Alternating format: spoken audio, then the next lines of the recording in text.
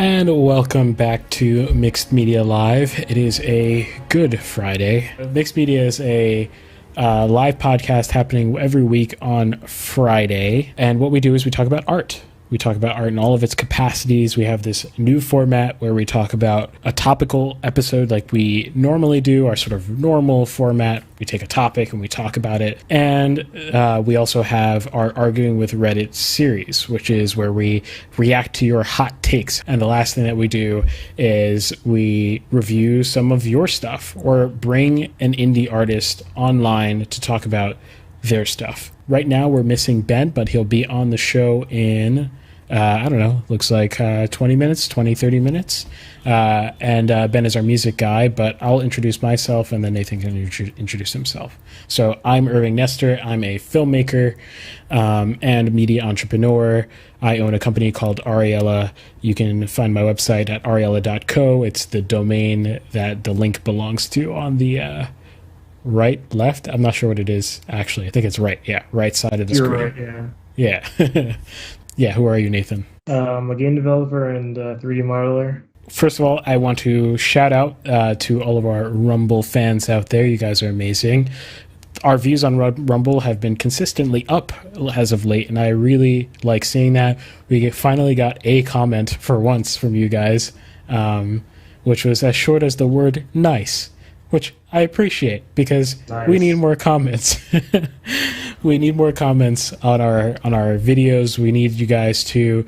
commenting not only helps us to understand what you like, what you want, what you have to say, what your opinions are, it also helps the algorithms, right? So please comment, and while you're at it, like if you like, dislike if you don't like it.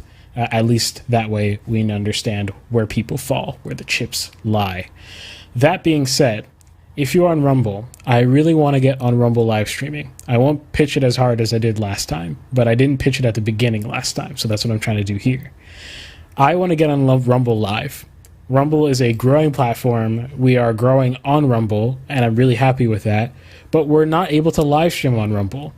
You guys are hearing this, you guys who are hearing this on Rumble, you're hearing this after the live show has actually been recorded. So if you want us to be live on Rumble, please... go to mixedmedia.locals.com. That's mixedmedia.locals.com. We only need one supporter at the minimum tier for us to do live streaming on Rumble. And we'll be sure, because you'll be the first one there, we'll be sure to shower you with all the beautiful things that we can possibly think of. If you don't do it, you'll hear this literally every single time. Right. If you... Yeah, exactly. Until it's free, which might take a year. I think we're pretty much ready to jump into it. Did I miss anything? How was your week? Oh yeah, it's a pretty crazy week. Crazy busy. There's a lot of first things happening with my business, which is actually good things. Those are not the bad parts, but dealing with a lot of stuff at once. So yeah, it's really vague, but I don't really want to get into it. How was your week? It's all right, and sorry if you can hear the lawnmower in the background. I'll try to mute myself whenever I'm not talking. But today starts the Godot Game Jam, which I'm taking part of, so that's nice. I've been hyped for it for a while, and then the theme came out, and I was like, wow, this is garbage, but not objectively garbage. I just didn't like it personally. So, what's the theme? It's inside the machine. That's what it is. Interesting. Yeah. Usually they're more. I feel like usually they're more vague or. You could interpret that right as inside the anything. mafia machine. Yeah. When I wrote down a bunch of ideas, I wrote down inside the corporate machine as one of them. Yeah. That makes a lot of sense. Also, it's almost your birthday. 5 days until your birthday. Yes, true. So happy birthday, because people on the stream were not going to be able to see you. We'll see you right after. You know? Yeah. I mean, yeah, exactly. Days later. All right, so I'm going to start with the short film of the week. So what we're going to do is we're going to rotate the way that we do this new format. We're going to rotate who's doing the reviewing, who's doing the interviewing, who's doing the reacting to the hot takes, and who's doing the topical subject. We're going to rotate that every week. So this week, I'm reviewing a short film that I found on r/ShortFilms. That's r/ShortFilms on Reddit. I love going on there, and I watch a good amount of them and pick out one that I think has a nice balance of both being, seriously made, like the person isn't like just memeing around and made a thing. Like this person's trying to do something for themselves and, trying to craft something.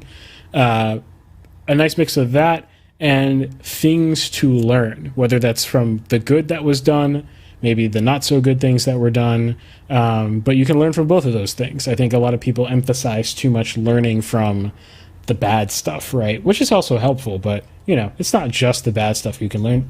You can learn from. You can also learn from the good stuff. So I'm excited today to talk about this film. It's called Initiation, and it's about 11 minutes. I don't believe if you are in the audience by happenstance. Please let us know in the chat if you are currently on director of this short, but I don't believe he is with us today. So I'm going to be just sort of breaking it down. I'll give you a quick overview of the story. It's actually pretty simple, so I won't have to spend 30 minutes explaining it. But in the future, if you want your stuff reviewed and you want to ask us directly, you just have to join our Discord and give us permission to show your film. And then we can even show your film if it's not too long and break it down that way. So let me pull up the film.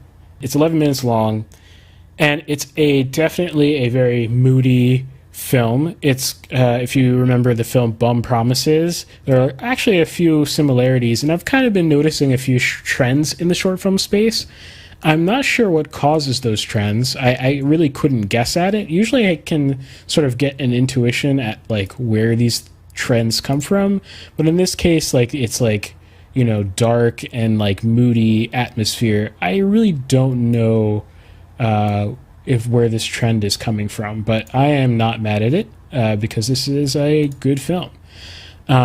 First of all, I want to say this film is very competently made. Hats off to you for actually having an idea, writing it down, and executing it, because that alone is very difficult to do. So hats off to you for even producing such a competent work. Okay, so Initiation is about our main character who has essentially a friend who is a mule of some sort. We're not really told of what. So a mule being someone who traffics something. It's usually drugs, right? Drugs or maybe arms or, I don't know, something or another. So this person is a mule illegally, and they tell their friend that their mother is dying of cancer and they can't pay for the treatment. And this person offers them a job as a fellow mule. It ends with a twist that I'm not going to kill for you. No pun intended. That didn't ruin it. Just so you know, that did not ruin it. But it ends with a twist, and I'm not going to ruin that. If you want to see the film here, I'm going to put the link to it in the chat right now. You can even watch it while I'm talking. Okay, so that's the overall story. Really that simple. And honestly, that's where I'm going to start, is the writing, because I always like starting with the writing because that's the core of everything. I think it's underappreciated. I think it's especially underappreciated in short films because a lot of people tend to focus on a feeling or a mood or something very small to expand upon with their short films, which is not a bad thing, but I really do think people could spend a lot more time not just thinking about how they're going to make something that's professional or something that's visually pleasing or visually creative or auditorially, whatever the word is, creative, but also just really spend a lot of time with your pen, right? Your pen game. I think that's worth looking at. So here, I'll break it down from that perspective. So right now I'm going to play a little bit of the opening so you can just get an idea of the mood I'm not gonna. Yeah, actually, I'll play it with the audio on, just so you can get an idea of the mood of this whole thing, because the opening scene sets the mood quite well. So here we go.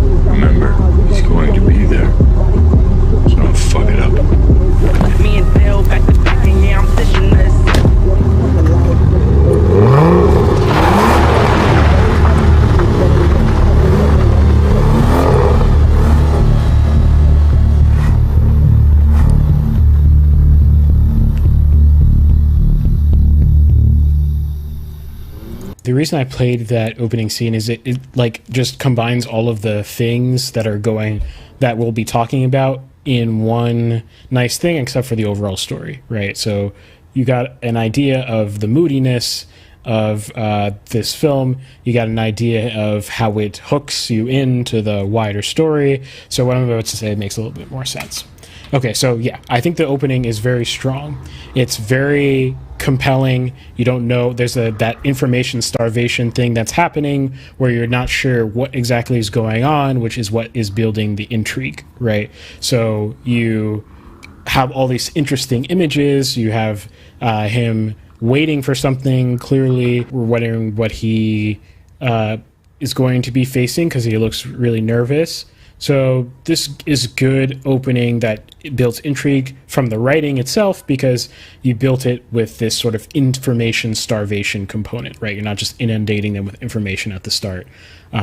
You're building tension, which I talk about in many episodes. So you can go all around mixed media and find me talking about tension almost everywhere. So that is good. I found this opening to be very reminiscent of Breaking Bad, kind of like Bum Promises as well, which is not a bad thing. Breaking Bad is... That's what I thought of when you were talking about the story. Yeah, exactly. Yeah. This sort of like opening where we get a look at a time that we're not sure when it will occur in the story, or if we're looking at it sequentially. In Breaking Bad, often you'll start a episode with a peek into the future, and you have no idea when that future happens, whether that's in the episode, which is, I think, majority of the time, the scene that you see at the beginning will happen within the context of the episode, but sometimes it won't happen in the context of the episode, and it'll happen at the end of the season, right? It's a great tension builder from Breaking Bad. It's very Shakespearean. Shakespeare, of course, loves to do that not foreshadowing, that's not the right word, that dramatic irony, right? That's built from telling you what's going to happen, and the drama that occurs because you're not going to know what's going to happen. You have information, right, that the characters don't know can create a different kind of drama. This particular scene doesn't tell you when it's going to happen at all. It's not part of a series that is using that as a linguistic tool or anything like that. So you don't know if this has happened sequentially or not. In fact, you're probably going to assume that this is happening in real time in the film's timeline as you watch it, which then becomes obvious that it's not when we get to the next scene. It says 2 months earlier, and then we get the next scene here. So then it becomes obvious, obviously, that that opening scene is something that's going to happen later, right?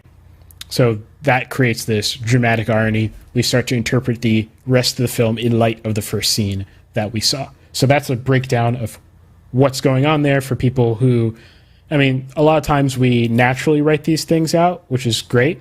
In fact, I actually think if more writers, even in Hollywood, just wrote naturally, they'd probably make better stories overall, instead of being like extremely robotic and fake about the stuff that they make. But even if you wrote this naturally, right, it has a structure to it that is already clearly intended to create drama and tension, right? So that's a good thing. So yeah, so the next thing we get is this sort of transition to this time period where we start to get some exposition. So we move along to this dialogue scene where we have our main character on the left of the screen there, left of the frame there, and we have his friend on the right of the frame there. His friend is the one who's the drug dealer, and the left guy is the guy we saw in the opening scene. And in this conversation, we get a lot of exposition hidden behind dialogue, which is not bad, right? Like, exposition is necessary in every film. I actually don't even like the way people think about exposition as like evil. Like, okay, let me give you an example. Watch Tarantino and ask yourself whether exposition is truly evil or if exposition is just often misexecuted, right? Whether it's just not done well. Because Tarantino will just jabber. His character is literally the most entertaining things in his movie. My favorite part about his films is the banter, is just the jabber of characters back and forth is exactly what makes it awesome. And in that banter is packed a lot of exposition, right?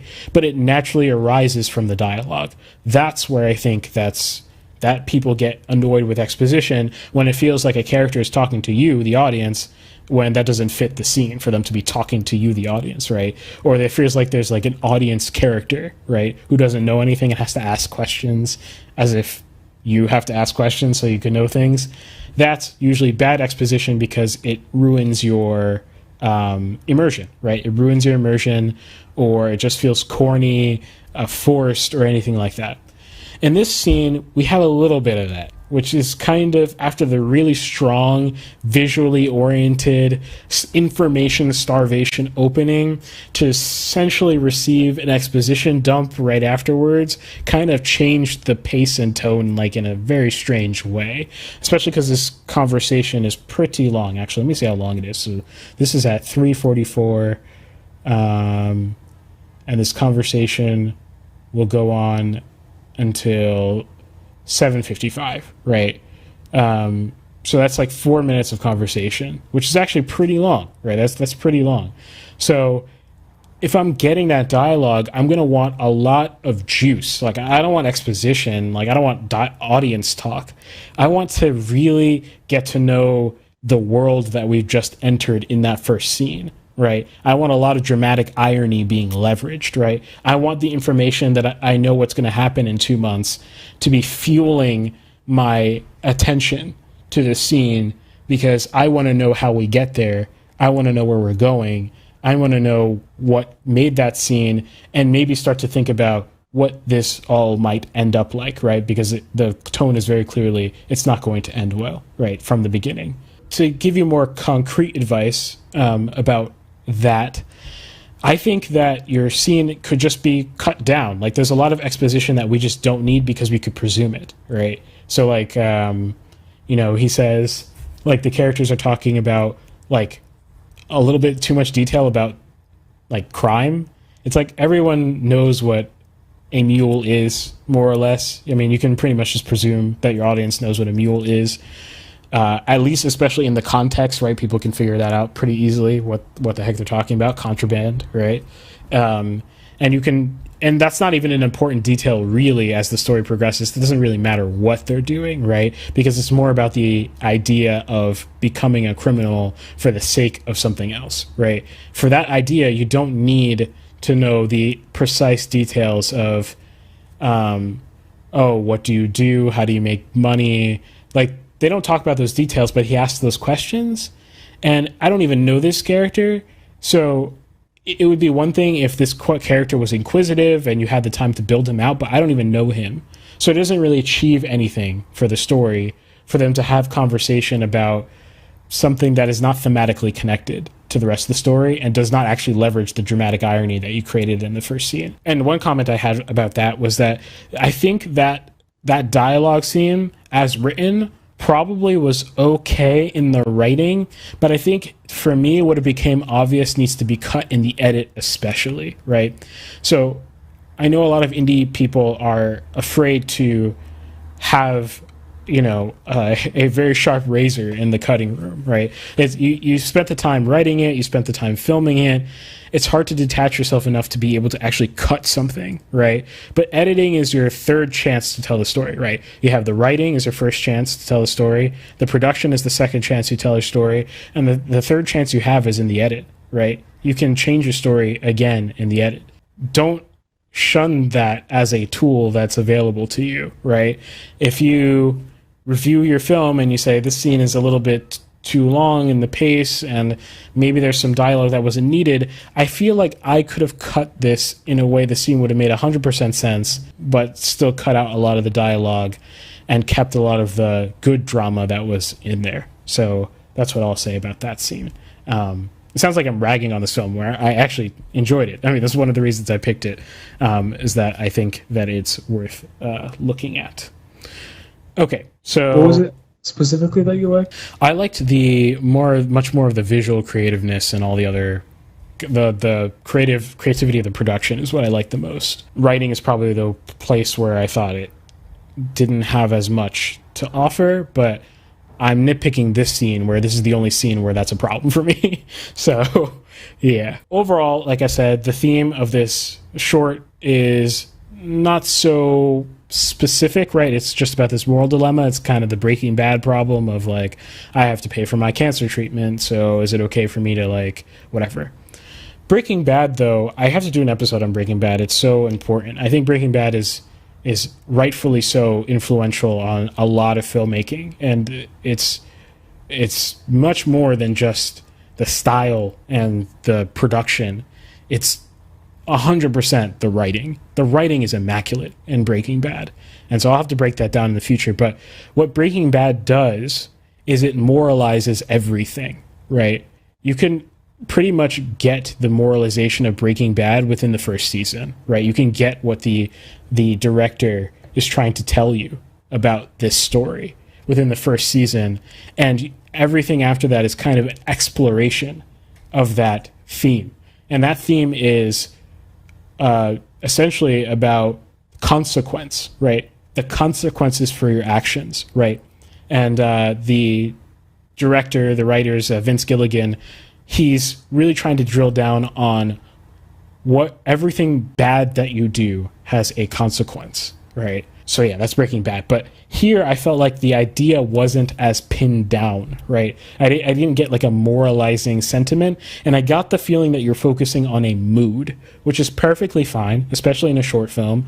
There's a lot of practicing, right, that comes with a short film. A short film is very akin to like, I don't know, like making a smaller piece if you're making classical music, or like if you're, let's say you're a rapper, it's kind of like making a freestyle, like not like a freestyle, but you know what I mean, like you're just kind of rapping over a track, without any particular direction. You're just kind of practicing essentially, or making a mixtape or something like that, right? The short films kind of have that exploratory learning aspect to it that I think is important to acknowledge. You need to learn, and so exploring ideas in your film is very good. I still think, though, that it feels less like you were going for mood 100%, like all I needed to care about was the mood, but you also asked me to care about these particulars of the story and this vague theme around Breaking Bad, right? Literally Breaking Bad, right? And I think I would have just gotten rid of that if I was going for the mood, right? I would have just explored the mood of this world instead of adding any dimension of, like, you know, what drives a man to be here, or, like, you know, what is okay, what's not okay, decisions like this. Like, it just felt too centered around the decision instead of just a slice of this person's life or a mood, right? Which I think would have been more compelling. And I think if you wanted to go the moralizing route, I think I would have to know the characters better. That might increase your runtime, right? So that's a trade-off you have to deal with, because you have a budget, you have a length that you can finance and actually do, which is perfectly fine. This is 11 minutes, so it's not the longest time to develop characters, but I think you had enough space in your film to do so. And even the scene here, the talking scene, I would have just, you know, chopped this in half and spent the rest of the time in the same location, the same house, fleshing something out. And I don't know your characters, right? So I can't tell you what that would be. But I get the feeling you thought about these characters a little bit, more than just the actions that they're going to be taking here. So I would really try to see, how can I show, not tell, who these people are, right? Which is probably a little bit more efficient. Oh, and just a side note, at the end of the scene, I really like what you did in the writing with the symbolism around the alcohol. I don't know if it was intentional, because, like, the alcohol becomes like a symbol of, like, Breaking Bad in of itself. Like, he clearly had an alcohol problem before, is what we learned from, like, the exposition. And so then at the end he says, "Give me a shot." I thought that was nice, clever a line that wasn't, like, too campy, right? Like, this thing is not supposed to be campy, clearly, but it was a nice turn of, it wasn't a turn of phrase, right? It was a turn of the situation, right? Which tends to feel less immersion breaking, right? Less campy. Which I thought was really nice. I don't know if it was intentional, but that alcohol pour coincides, him asking for a shot, coincides with the rain here. And if that is intentional symbolism, with, like, drenching, like the water, like, not just a shot, but, like, you know, that this turns into a downpour. I don't know if that was intentional or not, but that is what came across to me. And I think that if that was intentional, that's extremely good, genius writing. You know, that is A++. If it wasn't intentional, then it happened anyway, and you should take that awesome coincidence and run with it for sure. Now, at the end, with the plot twist, is my final story note. I'm not sure that I cared, which sounds a little harsh, right? But it comes from the fact that I don't know the characters. So the twist didn't have a punch other than, oh, this is what happens at the end. So I think the biggest problem with this, I think if I were to take one problem and expand it across the writing of this entire film, I would say you didn't leverage the dramatic irony that you created in the first scene. You didn't use that to create tension, right? So, throughout the rest of it. So you had tension in that first scene. It was a great hook. It created a lot of interest, right? But that dramatic irony didn't persist to weigh down on me as I watched the rest of the film, right? It didn't seem to matter that we were headed in that I knew that we were headed in that direction. It's a little hard to write that way, so I understand that. I don't actually tend to do that very often. No, I don't think I have any script that I'm currently writing that I do the opening is like a peek into the future.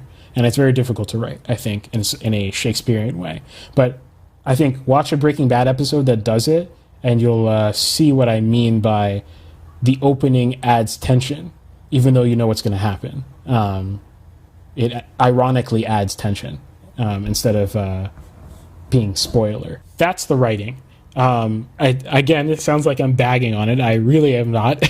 I think that those points are the stuff that are interesting to learn, right? Because otherwise, I think if you showed this to an audience, everyone is on the edge of their seat. I hope you get a chance to show this to an audience. An awesome feeling, by the way. Submit it to festivals. You'll definitely make it into many festivals. I'm just talking about maximizing your potential with this story, right?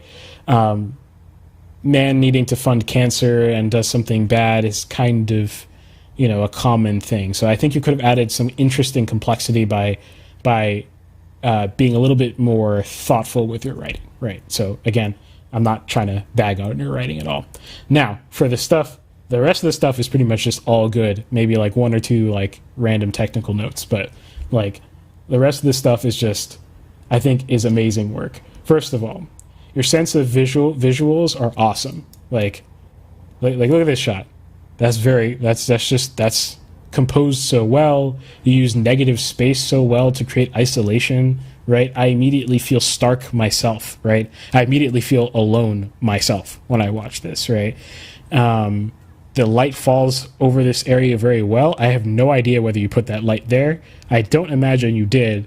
So I don't know how you're achieving this look with the camera that you're using and whatnot. I don't know how you're doing this. I don't know if this is an A7S III or something like that, and you're able to, or the light levels just happen to be right, but bruh, it works. So whatever you did, it definitely works. And then we get a lot of good editing throughout here, which is very disciplined.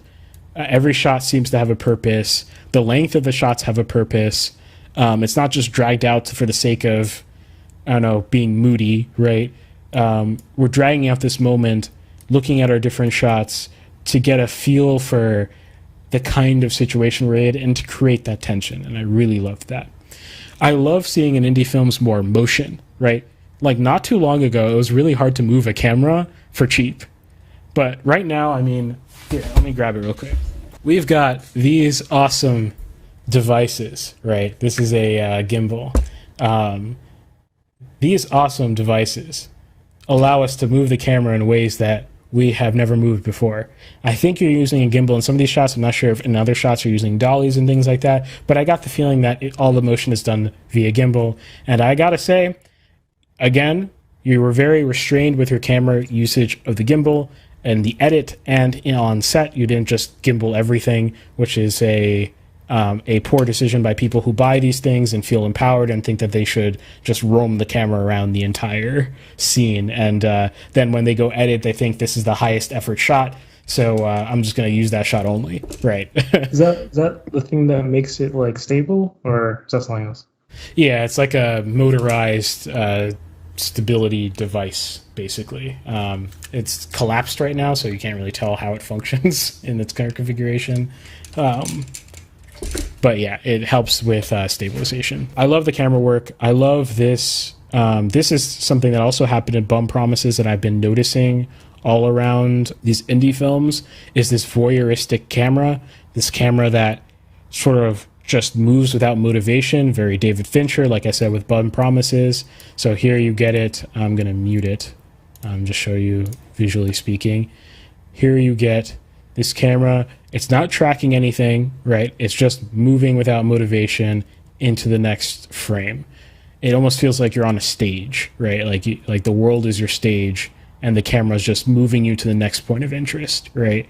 It's almost as if you can't even resist the camera moving, right? Like you have no choice but to move where the camera's moving. Whereas when you motivate the camera, it feels more like, yes, I do want to follow the action into this next framing, right? This feels like, oh no, where are we going? Which is a good device for tension, and I think it leads from a good composition to composition. I thought it was nicely creative. This scene is very beautiful lighting. Oh, I want to say also, this car lighting is epic.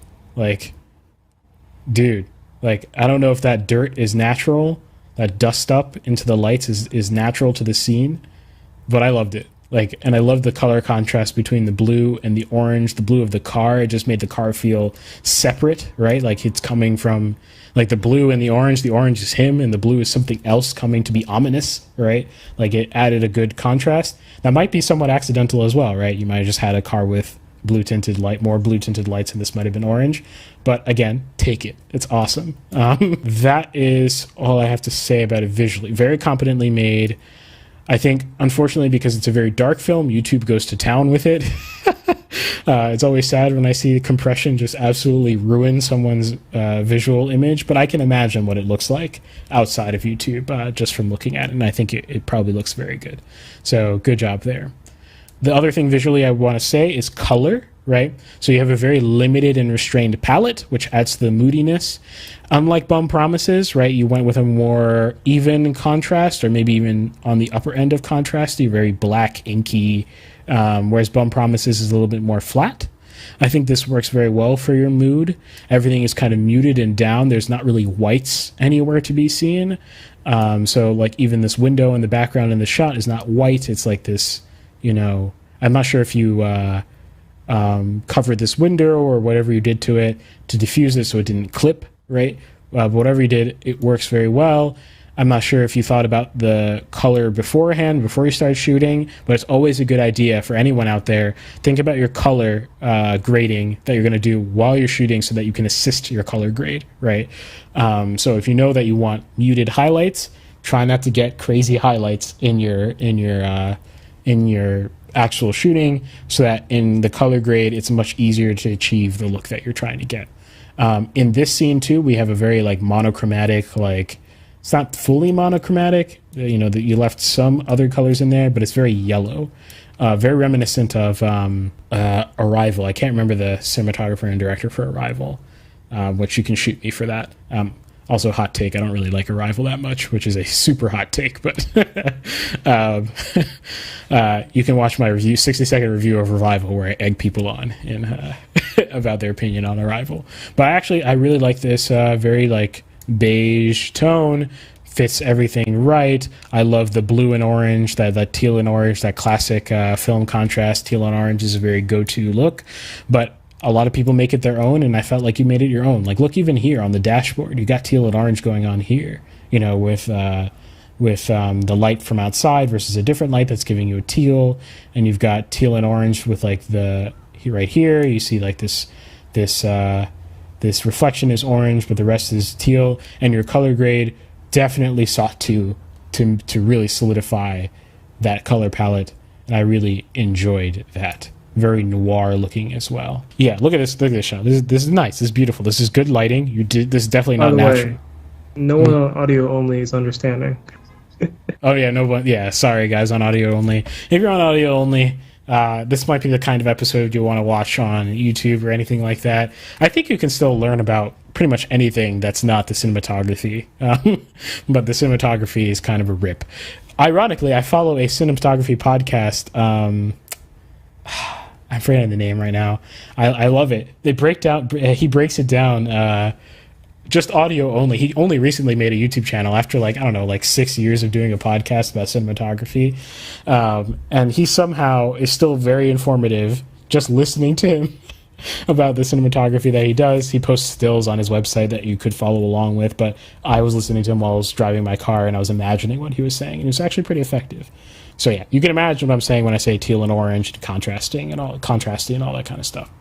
My only nitpick with the color is because you are trying to achieve that no white look, right? There's never any white anywhere, which gives it a very moody feeling, right? It is very unsettling to never see white in any shot. You know, there's never any pure white. There's never any sun white or anything like. There's no hot spots that create white or anything like that. It's very unnatural, right? Which gives it a very dramatic look.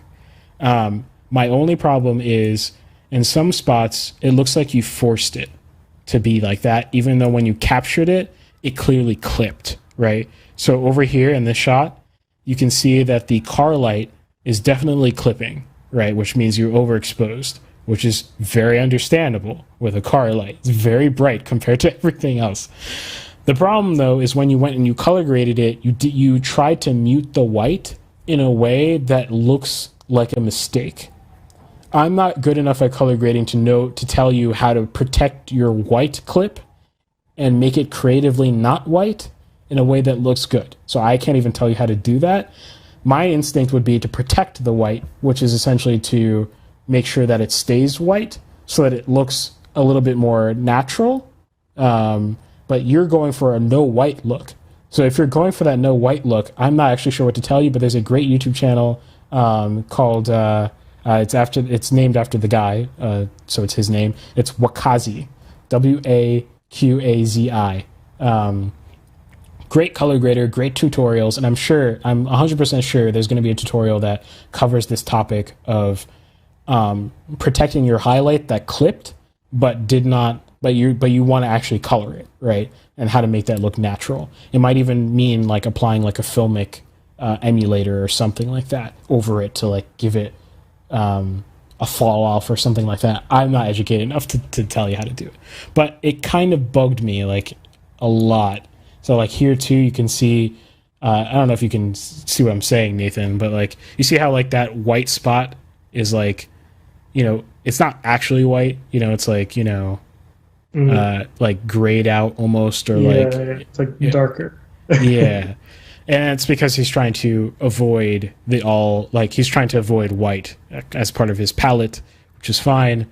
But again, it kind of looks messy to me. And it kind of exposes how digital your camera is, which is not a knock on your camera. It's just something you have to keep in mind. How I would have done this to avoid this problem, period. I know you probably were rushing on set. I have no idea what time you filmed this or how long you were filming by the time you got to the shot. I'm sure it was a long time. But if you had the ability to, which it kind of looks like from this scene over here, how this window is not clipping unless you just found the perfect time of day, you probably had some diffusion on you, right?